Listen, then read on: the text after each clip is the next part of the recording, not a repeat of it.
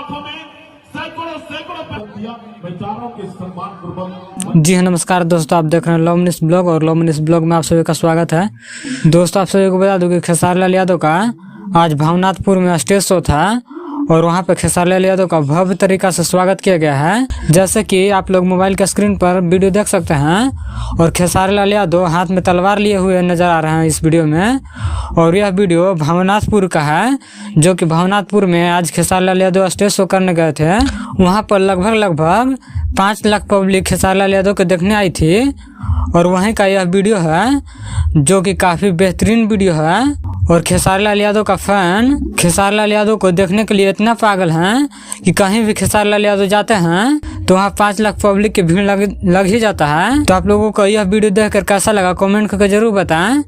और इस वीडियो में इतना ही। इस वीडियो के बारे में क्या कहना चाहते हैं कमेंट करके जरूर बताएं। और मेरे चैनल पर नए हो तो चैनल को सब्सक्राइब कर लें, ताकि ऐसे ही हिट में खेसारी लाल यादव से जुड़ी सारी छोटी बड़ी खबरें सबसे पहले देखने के लिए मिले। तो मिलते हैं अगले वीडियो में, तब तक ले जय हिंद।